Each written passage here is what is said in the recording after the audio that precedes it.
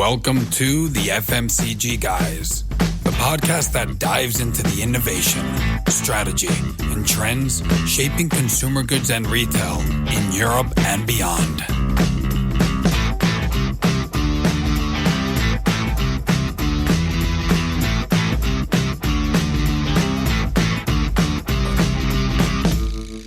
Welcome to the FMCG Guys podcast. I'm Daniel Torres. If this is the first time you tune in, you'll want to know that this is the show that gives visibility to top voices in consumer goods and retail in Europe and beyond.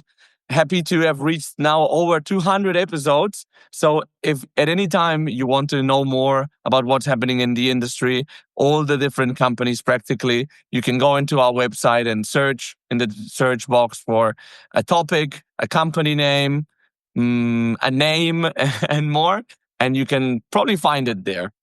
And today I'm accompanied by no other than my dear co-host, Christina Nicolaou. Hey, Christina, good to see you. Hi, Daniel. Good to see you too. Fantastic. And we're recording this end of year, but this will air beginning of 2025. I think it's been a really good year, 2024. I think we've met, 2 or 3 times in person? So yes, which means that, that's a new benchmark now for the next year. And also, like you said, over 200 episodes, over 19,000 followers already. It's a big community. So It's been a remarkable year so far. Yeah. We met actually 3 times, twice in Barcelona and one in Amsterdam. So maybe I'll have to make it to Athens this year. That's a good excuse. You must, Daniel. Yeah. So I was thinking to myself before we recorded this that that originally when I started this podcast 4 years ago, it was basically to create some marketing for my recruitment business. Now, obviously, it's transformed and it's much more than that. And I hardly ever promote my recruitment business on the show. But ironically, this is only the second time that we're going to speak with an HR leader. So we had Mauricio Pordomingo, who's now at Zurich, actually. And today we're also going to speak about HR. What's your perspective on HR? Well, I've never been on the HR side, but being on the business side, I have to say that there are, first of all, different approaches depending on the person that you're working with and the company culture. But the way that I've seen HR is actually having a business partner, and that's usually also the title of the person who is working closely with the business. Someone who can be there to help you as a leader identify the right career moves, not only for yourself, but for your team as well. Find the right talent and also the right skills, but also create the kind of like development journeys for your team so that you have the right resources essentially to be able to deliver at the maximum as the business. I find this as a very crucial part within a company. I know that it's not always like that, especially in smaller companies. People might have more of a payroll kind of like role for HR. But for me, it's always been a crucial partner in delivering the business result. Yeah. And also things are changing so quick and companies have to adapt from a lot of different perspectives, recruitment, but also I think overall the culture of companies is really changing. I think COVID had a big impact on that. So very excited to have a heavy hitter of HR today with us on the show. Also joining us from Athens, Greece, it's the People and Culture Europe Operations Vice President at the Coca-Cola Company. It's Maria Gonidi. Hey, Maria, thanks for joining us. How are you? Hi, Daniel. Hi, Christine. Nice to be with you and nice to close the year with an HR person. Huh? Yeah, exactly. Well, as we were saying before, I'm from a specific area of HR, which is recruitment. Actually, let me ask you guys, since you're both in Athens, what does Christmas look like for you guys? Food, lots of lights and family. Yeah, for me, it's drinking a lot, eating a lot, and spending time with loved ones in front of a fireplace. Nice. Yeah, probably people, when they think of Greece, they think of the islands and the beaches, and the same here in Barcelona. But we actually have a winter as well, and we have fireplaces. We do. Even for a little while, but we do. Exactly. For a couple of months, we have a bit of a winter. So, Maria, very interested to know also, given my recruitment background, what's your career journey been like? How does one end up being the VP of People and Culture for Europe at Coca-Cola? Oh, easily, I would say. I think my journey is mostly based on luck. I didn't plan any of it and I didn't do anything in specific, but I was, lucky enough to get it to here. So I started with studying HR, which back then in my age, people didn't know about. They didn't even know that it existed. But my first degree and my master degree is both on HR, human resources and management. And when I was at university, I had to find my first internship experience. So I started in PwC in internal HR roles in the beginning. And at some point, I moved to consulting. I loved consulting because of the fast pace, the knowledge, the different projects, industries, ways of working with different people. And at some point, a friend called me and said, there is a nice opportunity that might be relevant for you, although I've been in PwC for a lifetime. And I ended up joining Coke in 2019. Since then, 5 years later, I've moved to 4 different roles already. And things keep evolving. So I don't know what I will do when I grow up, but so far, so good.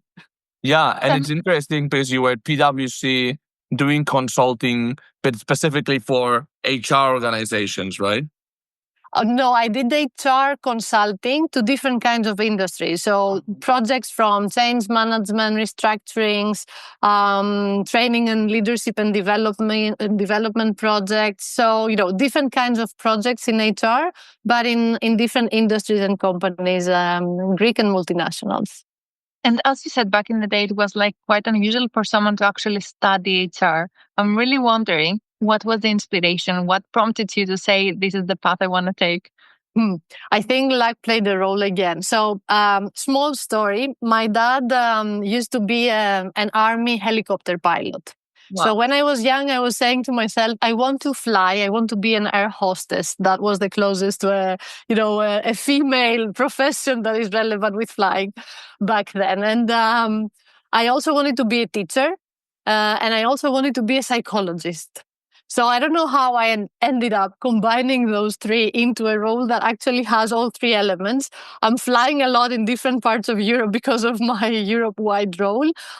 Teaching is, I think, part of HR, how you can build capabilities, how you can help people learn. And being a psychologist is very close to, listening up to people and managing their concerns and, being there to support them throughout their challenges. So I think the inspiration came a bit like, again, through luck. I remember myself when I was trying to get into university, there were different options in my mind. And actually, I would start by media. Being a journalist was on my mind. But then, things happened and it was HR at last. Well, and then the day you don't realize that, like Christina and I, we're doing a podcast and we've become media as well. So you never know what turns life can take. Yeah. If you think back in your career, are there any key pivotal moments, any key experiences that have shaped your current approach to people and culture and have transformed you ultimately into an HR leader?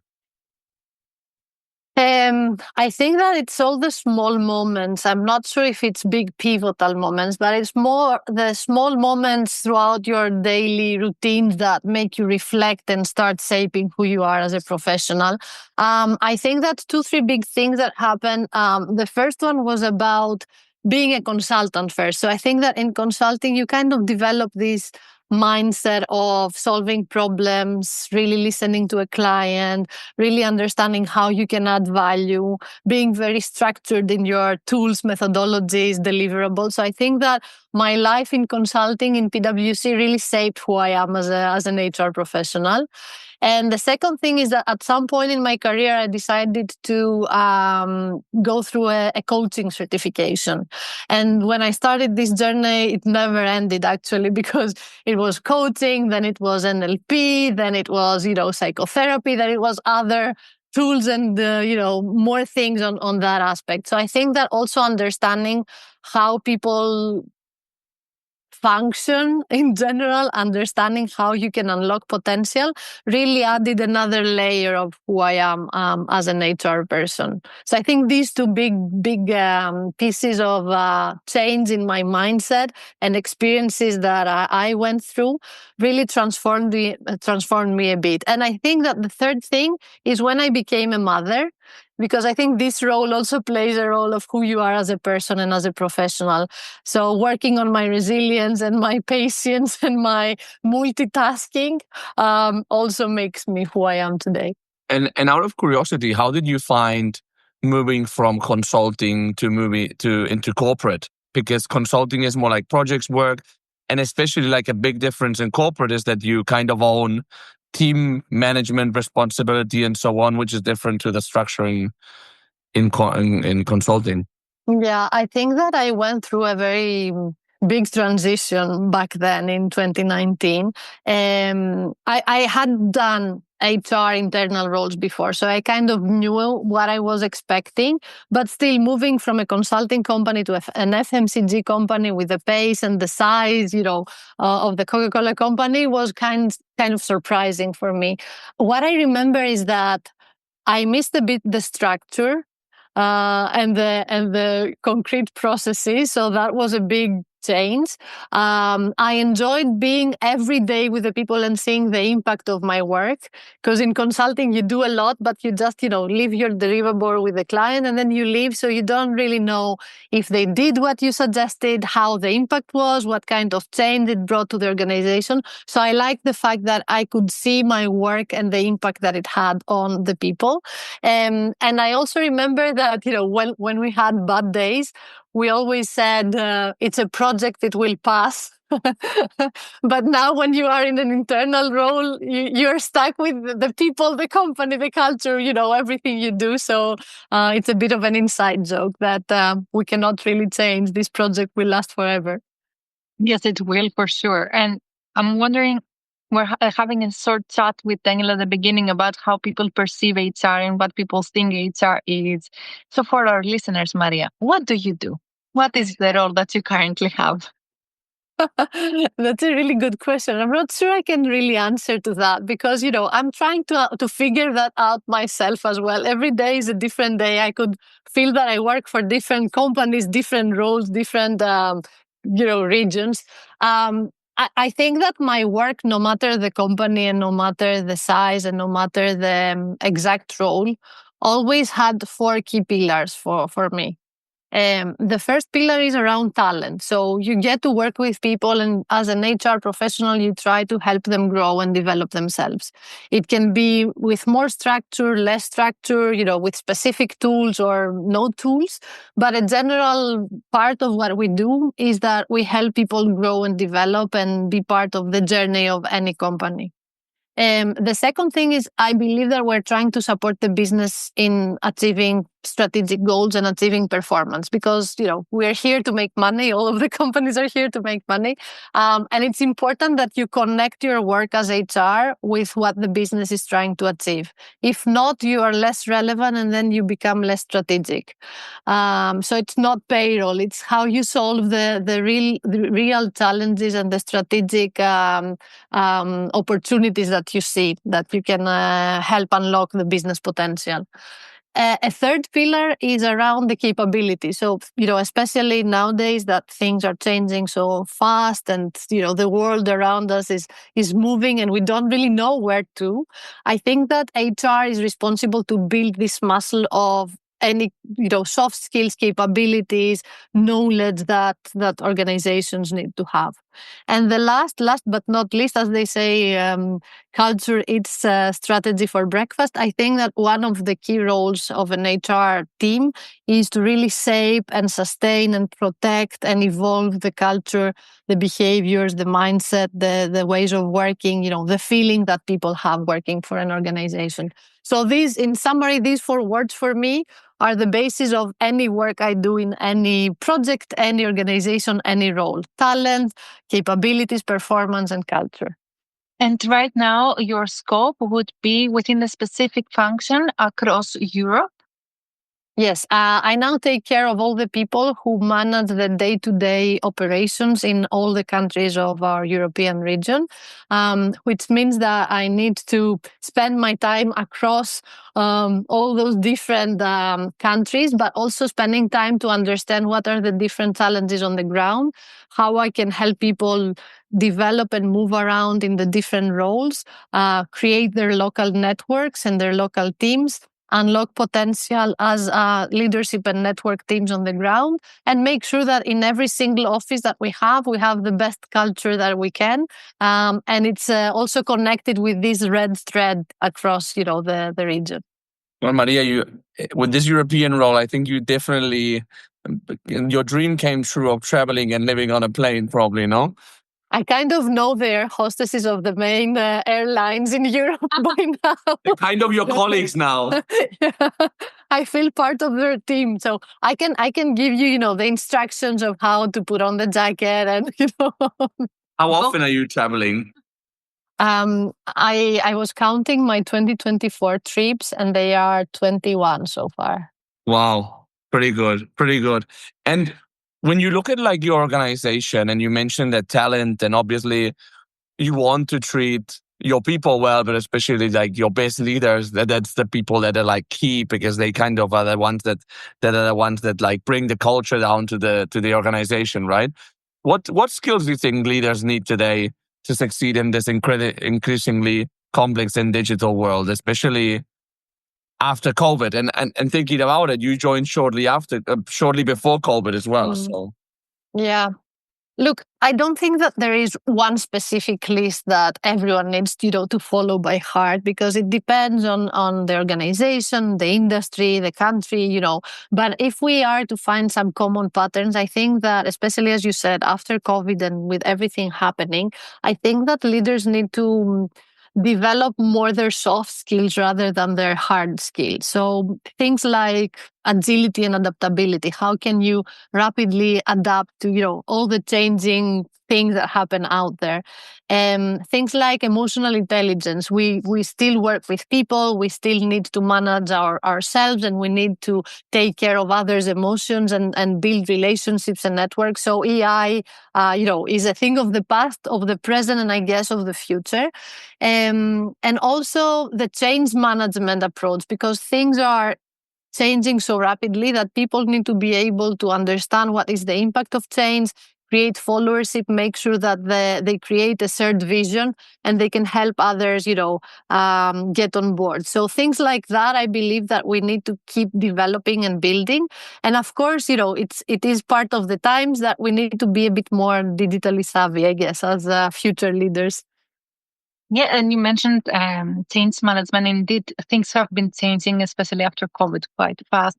I'm wondering, from your perspective, now that you're not in recruiting, but do you see that also the way that we look at external talent to bring in the companies has changed? Are there specific skills that companies are now looking for, even on like entry-level roles? I think that versus the past, I remember when I started working in HR, we had all those hard skill questions. We were looking for certifications, we were looking for degrees, we were looking for a very high level of education, so far. I think that this has now changed. I think that nowadays companies hire for character and train for skills. So I've seen this shift, and I think that it's in the right direction, because you can actually, we have everything in, with a button now. You can learn anything you want online. You can very fast find the information that you're looking for. You can find the experts who can help you on different things. So I believe that we have changed the way we hire people, because now we need to understand much more if these people are good fit with the organization, if their values are well fitted with the values of the company, and if they will be good fit in a specific context, in a team, with a leader, in a country, etc. So I think we are focusing much more on that side now. Yeah, I think it also depends on the market that we have. Like, I think that now we have an employer's market in the way that there's quite a lot of talent available and not so much scarcity. So I think that now companies can really like have a lot of leverage in terms of who they hire. That's why employer branding also has become so important nowadays. We also fight for talent versus the past, right? Yeah, I think that the market now is like not that bad for an employer, but I think, yeah, indeed, employer branding needs to be there, and it needs to be also coherent with the way that the company is, right? Because it can't be like that you're selling one thing and then somebody starts and at day one they find something completely different. I think you'll probably agree with me, Maria, that a culture, it can be amazing, but it cannot be for everybody, right? It has to be. Yeah. What I used to say, because I'm giving some lectures to people who just graduate from university and they are in their first interviewing experiences. And what I used to say to them is that it's like a first date. Like you go in a date and you try to understand as much as possible from the other side, but it doesn't mean that it's definitely a good fit. So it takes two to tango all the time. Yeah, exactly. I think that one thing that has changed in terms of experienced hires is that now corporates are looking like diverse experience is much more appreciated than it was. So if somebody started in corporate, but then went and started their own business, even if it failed, or went to a startup or a smaller business that nobody's heard about, I think that that's seen really positively now. Whereas before it was like a black mark on your CV. Oh, yes. I remember the times when we were calculating years of experience within every company, and someone who was, hopping from one employer to the other was like a no in a CV. Now it's like most of the people move, along different companies, functions, different countries, different industries all the time. So it's more than expected, and it's now bringing, as you said, the benefits of diversity and different critical experiences as well. Yeah. Diversity, another important pillar there. How do you have like a methodology? Because that's the thing. Like, I guess that a lot of like it's more than talent acquisition. What you're doing more is like talent planning, no? And is there a way that you like identify and then develop your future ready leaders, like, or your high potentials, if you like? Look, for a company like ours, there are a lot of processes and a lot of tools in the background. But yes, we have a more concrete, let's say, way of working around leadership and building our future pipeline. First of all, we have a very specialized team of talent experts who globally design how our talent strategy should look like. But then we try to customize per region and per country and see what is needed on the ground. The first thing is I believe that we have, this concrete talent pipeline methodology. So we start by thinking about the future, doing our strategic workforce planning, understanding how many people, what kind of profiles we will need, and going future back to build, what we need to have. Then it's about continuously learning. So we are creating a culture of continuously learning and developing. So we give our people the time to grow and go towards, their preferred role, their aspirations, etc. So this is another thing that is really important in order for us to build our future leaders. Then we have different programs to support, like mentoring, shadowing. So it doesn't only go into the formal leadership trainings that we used to have, but now we have more agile and more customized ways of building our critical experiences around leadership.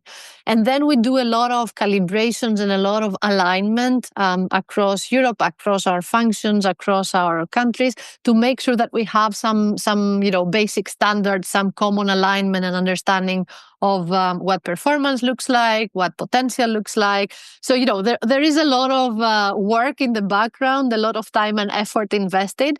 But I think that one element that makes us special as a company, and I think it's part of our culture, is that we really invest the time, the effort, and the care to grow our people and give them opportunities to, have a great journey with Coke. And it's very much on them. It's not on the company only. But the culture is more about how do you envision your career journey and what do you want to do? Because nowadays people tend to have a very specific way of growing. So there's no one size fits all approach anymore. And I love how things, as you mentioned, have shifted from kind of like the formalized leadership training. You go there for a week, you're being taught, you come back, now you're expected to be, I don't know, upskilled in a way. And it's transformed towards like learning from each other and having this culture of helping everybody grow. And I'm wondering within like in our conversation, we're bringing culture again and again. And we have now kind of like new blood joining also the companies, which is an amazing generation called Gen Z. And I was reading also recently an article about like how they have a lot of difficulty fitting in with people who are used to other ways of working, like the pre-COVID ones as well, and they have a different way of communicating and different expectations. So in your opinion, like what challenges do you see in getting the new generation in, and kind of like, do you have any strategies you can suggest to our listeners? So first of all, I have 10-year-old twin boys, so I'm getting there. I will need to face the next generations in my day-to-day work, right? But no, apart from joking, I think that it's the first time that we have so many generations working together in the same workplace with so diverse needs and values and behaviors. And this on its own is a big challenge for HR.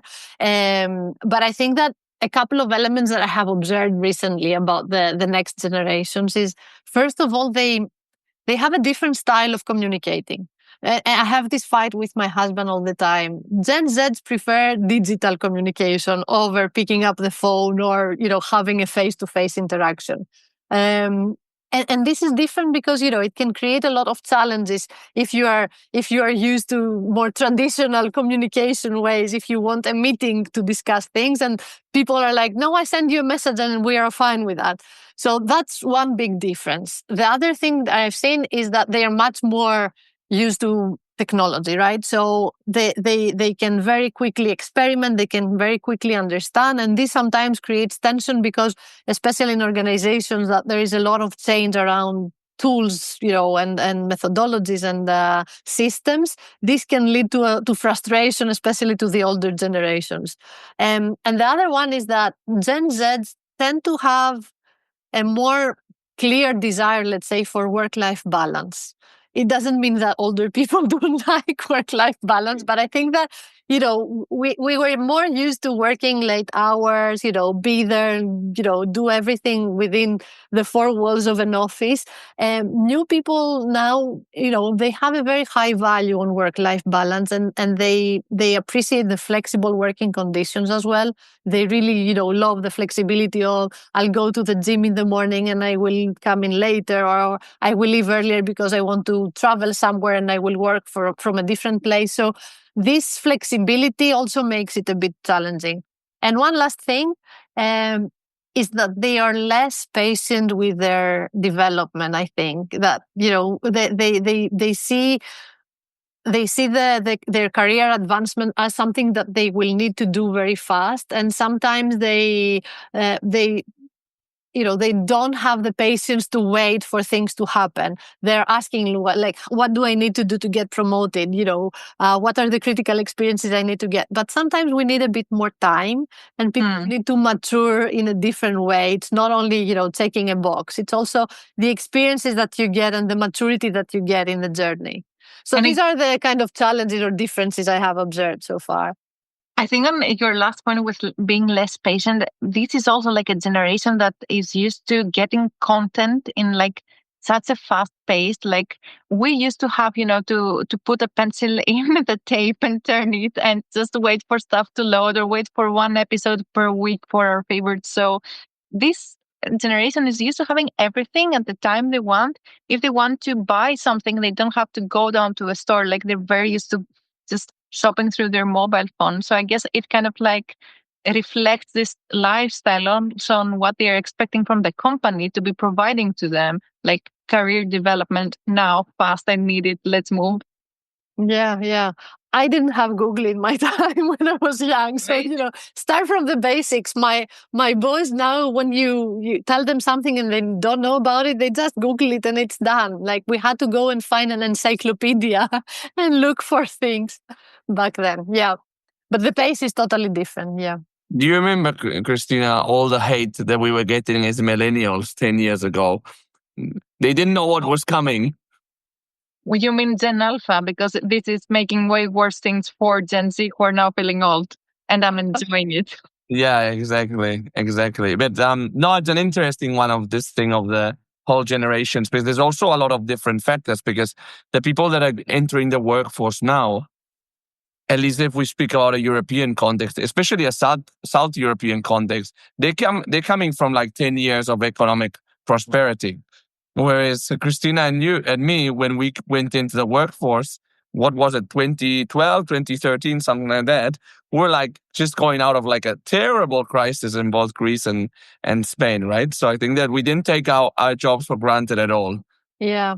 But on the other side, just to be, balanced and be honest with ourselves, we also can learn a lot from this new generation. Mm-hmm. And the fact that they keep the work-life balance that we were saying before as like high in their priority, it doesn't mean that we did things right. We kind of destroyed ourselves in some cases. We didn't give ourselves the flexibility that these people have to learn other things, to develop in different ways, to experience life in a more holistic way, right? So I think that we also need to challenge ourselves on how they behave, what way we can learn from them, and how we can challenge our mindsets and our fixed thoughts around things. So I learn a lot from new people as well. Awesome. No, that's a good one to also keep in mind. Definitely. So speaking of like the big transformation of things that we're seeing, digital and like we've seen it like with the surge of AI. I mean, ever since ChatGPT appeared into our lives, from one day to the next, the word AI is something that we hear every day, but it's actually having like an actual impact on organizations with use cases. But even like when we search things, double checking them on ChatGPT, for example. When you look at this role of HR, like what are the biggest challenges when you drive large scale organizational transformations, which in a lot of cases are like related to innovation and digital?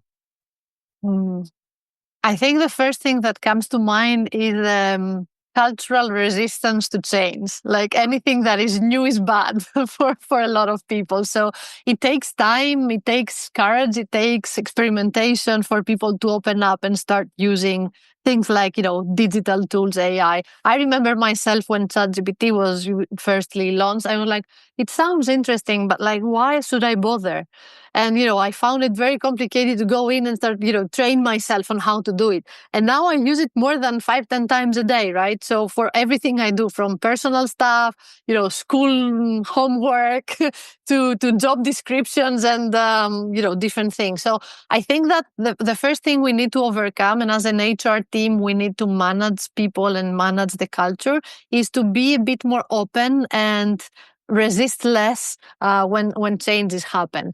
The other thing is we need to build a bit the skills. There is a gap. Like there are people who are not, as we said before, tech savvy. They need more time to get exposed to the tools, get trained, get hand-holded on how to use things, get convinced. So there is a skill gap that we need to manage.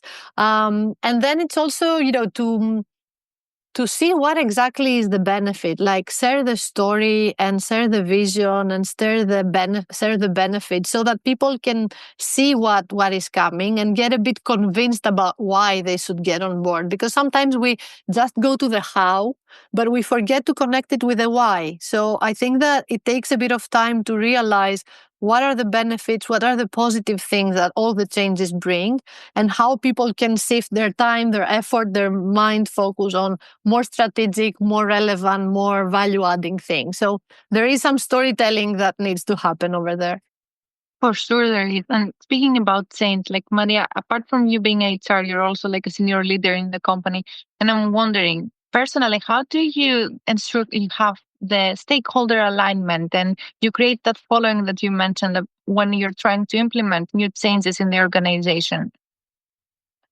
Oh, that's a big challenge for everything. So I think that the first thing is to have a very clear vision. Sometimes we make changes for the sake of change and we don't really think through, we don't look at the future and we don't go future back. So I think the first thing you need to understand is why you're changing and what you're trying to do. And then you need also to assess your readiness. This comes more from consulting, but it's important to understand how close or far you are. from really implementing a change. So when you go to engage the stakeholders, you need to have done those 2 steps before so that you are clear of what is the vision, what are the objectives, why you are doing what you're doing, and how close or far you are from that. And then, you start by engaging people, understanding more what you're missing, having open and honest and transparent discussions about implications, risks, all the good and bad things that can happen. And you start from there.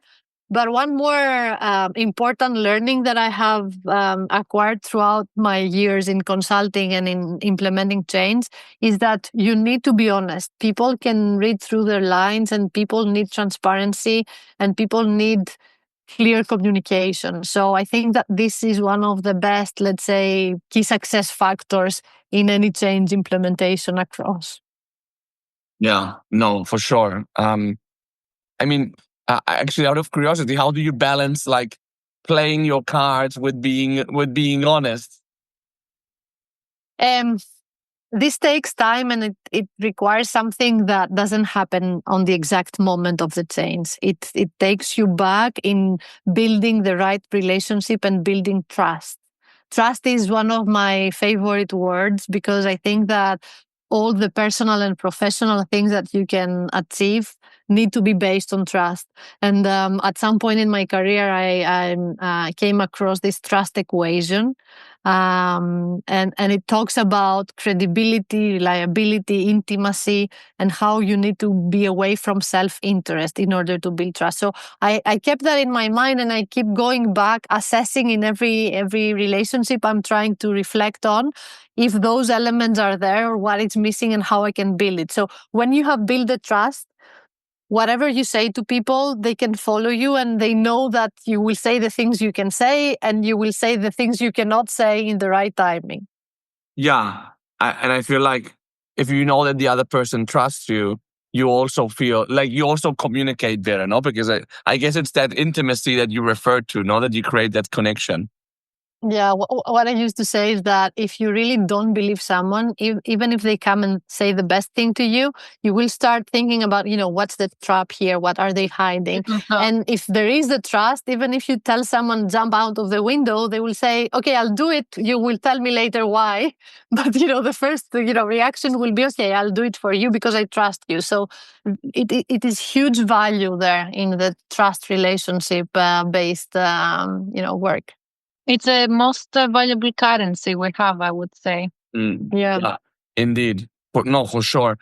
There's a topic that I find fascinating because it encompasses like so many things, but especially it has a deep effect on company culture, or correlation, if you like, which is, in terms of like, how's the workplace evolving? Because we're already seeing some evolution in terms of rise of like remote working, hybrid models. But with COVID, everybody went remote from one day to the next.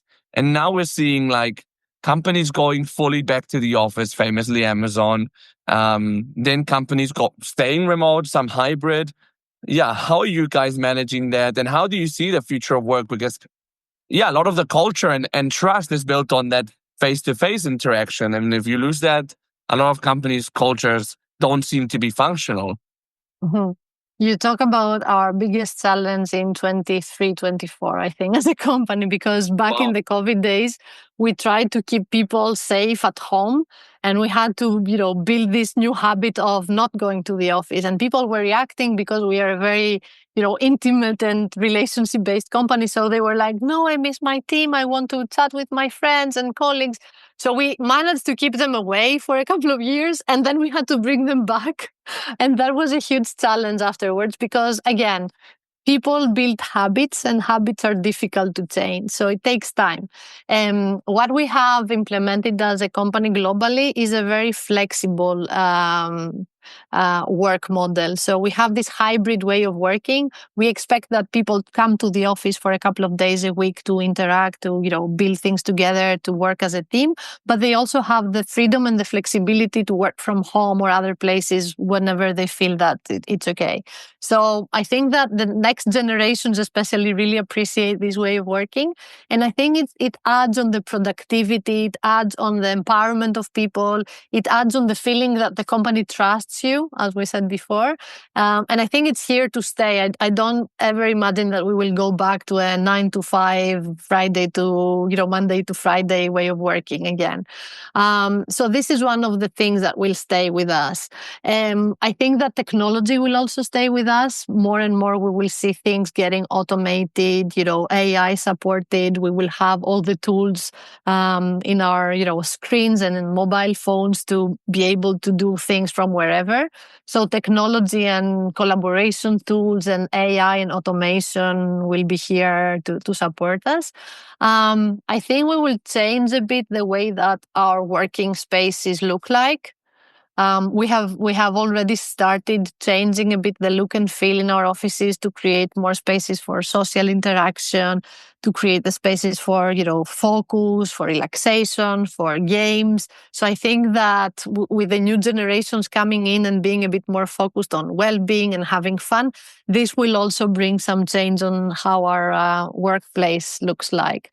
And the last thing, I believe that we will focus much more on well-being and mental health. This is also something big that is coming our way, because unfortunately, by staying away during COVID and by staying in front of screens for long hours, people have started experiencing things that never happened before. And mental health issues and the well-being agenda is getting higher and higher in the priorities of a lot of companies across the globe now. So I think that these kind of changes are coming our way, and we need to be prepared and adaptable to learn how to do things differently, understand the opportunities, talk to each other, and build the workplace of the future. And all the things that you're mentioning might feel more like a natural evolution from what we have experienced in the past years, rather than like the radical mandate to come or be fully remote or only do this, only do that because, we're telling you to, rather than listening to the employees. And you mentioned technology, of course, and I guess we've talked about technology here and there across our discussion. I'm wondering, in your function, when we talk about HR, has technology changed how you do things? You've seen it for many years from a variety of points of view. How do you see it evolving? And do you require yourself like different skills versus what you had in the past? When I started working in my internship, I suggested that we can use Excel to add the names and the dates when we received CVs so that we can easily track them. And it was a, revolutionary. and now I see back and I'm like, wow, we've gone through a huge, change, transformation journey. So yeah, HR is changing a lot. The first thing, Daniel knows it better than me, that recruitment has changed. We are much more data-driven. We have a lot of online tools. I think it will evolve further with, you will be interviewing with a robot. You will be getting assessed on your video, statistics, and things will change rapidly on that part on recruitment. I think that performance management systems will also get more automated, and we will have real data much more, and we will be able to get more data-driven decisions. I think that learning and development will be different because we will have all those, tools in our hands and opportunities to interact and learn from each other and collaborate with people across the world. You can have, a digital buddy to tell you how to onboard on new roles and things like that. And I'm sure that we will see things that we haven't even imagined yet. All the things that happen today, we could more or less imagine in the last couple of years. But I think that the more we evolve technology, we will get disruptions and new things that we cannot really, put our minds on right now. So just stay open and curious and see what's coming our way. But HR is moving and transforming also to a more data-driven, technology-supported function. And what do you think, the balance will be between that part of digital, automation to a certain point, things done by robots, basically, with also a certain human touch and mind behind that? Oh, I'm not afraid at all of technology and AI. I know that a lot of people get, really goosebumps when they think that AI will replace people. We will not be needed anymore. But I really think that there will always be the need for human interaction. There will always be this need for customization, management of special cases, leading people, inspiring people. Machines cannot really do that because they cannot connect emotionally yet, at least. I don't know what will happen in the future. But I'm sure that in order to create the vision, create the strategy, and interact and inspire people to follow a dream, there will always be the need for leaders who, inspire and create followership. So I hope that I will I will stay true but let's see. Maria, you've had a very long journey of teaching, flying, and psychology. So I'm wondering, reflecting back on your career, if you could go back to like the first days of your internship, what advice would you give your younger self? Well, that's a really nice question. We don't get to do that, reflection a lot in our fast pace today. When I was younger, I read a book by a guy called Leo Buscaglia. It was called To Live, to Love, and to Learn. And I think that this is the advice that I would give to my younger self now. I could live in the moment a bit more, enjoy, what was happening and not thinking about the next step and the next project and the next moment. Love the things I did and love the people around me, because sometimes, the fast pace doesn't let you really connect and enjoy the moment and be there for people and really listen to them and spend time with them.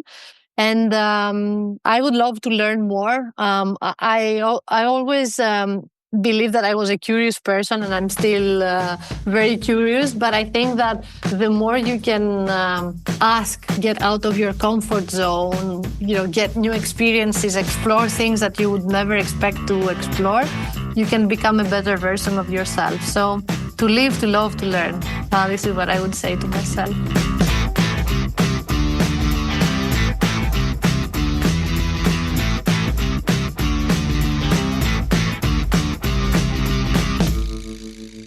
This was Maria Gonidi, the People and Culture Europe Operations Vice President at the Coca-Cola Company.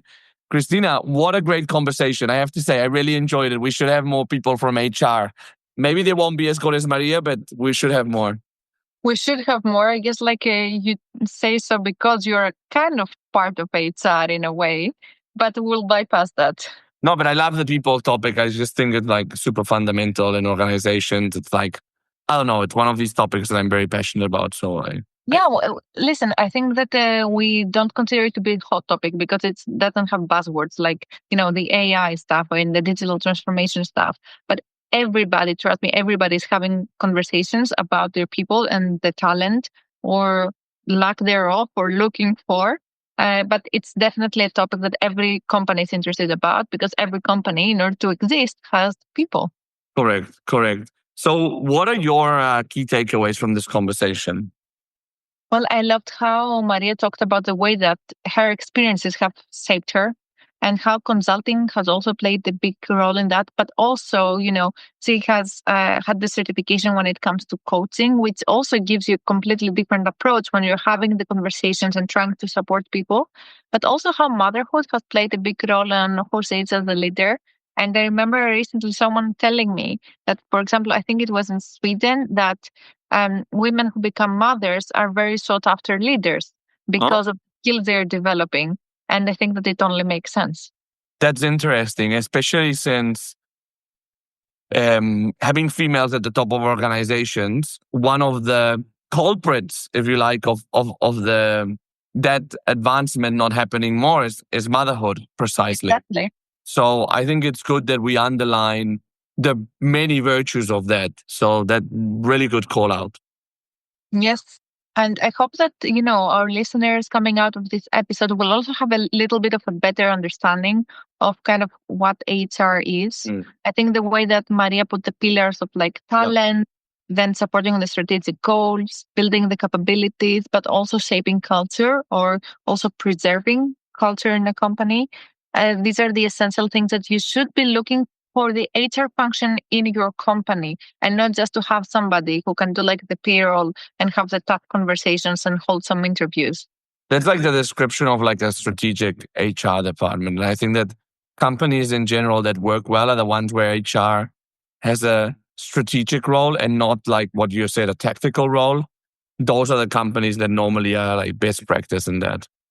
And it only makes sense because there's nothing more strategic in a decision than the people that you're choosing to put in specific positions and the way that you're going to be developing them, because this is the future of your company. These people will be taking the future decisions, and therefore you need to be investing in a strategic way. Yeah, absolutely. A good learning also, by the way, about Gen Z, that they do come with some challenges, as every generation does, but like the value of like having people that are able to like appreciate it, or not appreciate, but stand for themselves in terms of like work-life balance. It is true, and I had a quick reflection of it, that we have met in our generation a lot of people that burn out and decide to quit the corporate world and do something completely different, namely going to do yoga or something like that. So it's a good. I liked. It was a good call out. I guess one of the key insights for millennials is that, we are the generation that is always stressed and burnt out. So I love that, it's not this for the next generation. Regardless, it's going to be a challenge for everybody else because we, of course, cannot accommodate the full company culture to the youngest generation. But for sure, we should be listening, learning from them, and also allowing some constructive challenges on what the status quo has been when it comes to the ways of working that we have. I love that we have as millennials like big ownership when it comes to projects and accountability, right? But it can not be just one thing.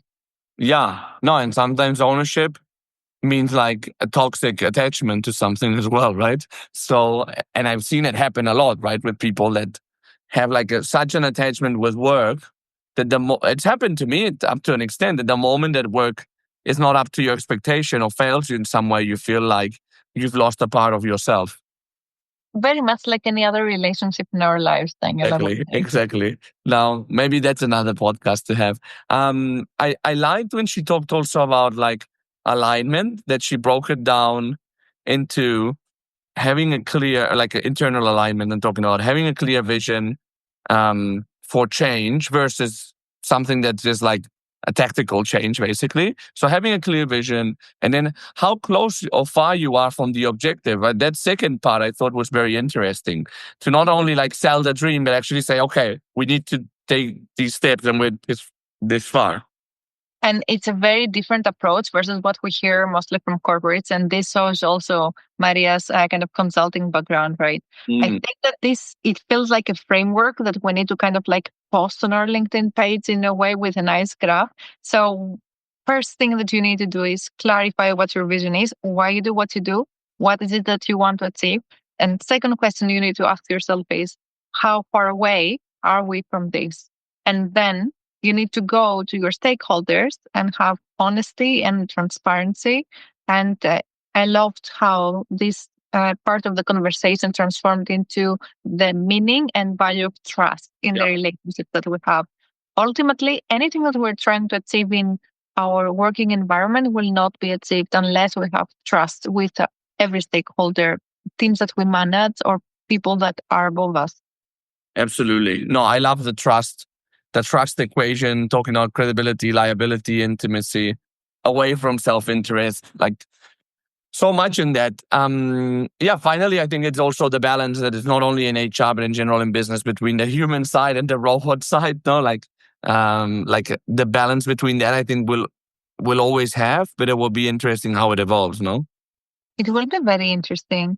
And it's also what we understand as a human touch, right? Because going back to the conversation about Gen Z, when you have people who prefer to be communicating digitally rather than picking up the phone, for a Gen X who is working in the same workplace might feel quite distant, while for the Gen Zer, anything else might feel overwhelming. So we really need to understand what is going to be the right balance of human touch that fits different needs. And it's kind of hard. But ultimately, we're going to be looking at the HR function to guide us on this, no? Yeah, exactly. It's on you guys. Exactly. So let's bring more people from HR to talk about this.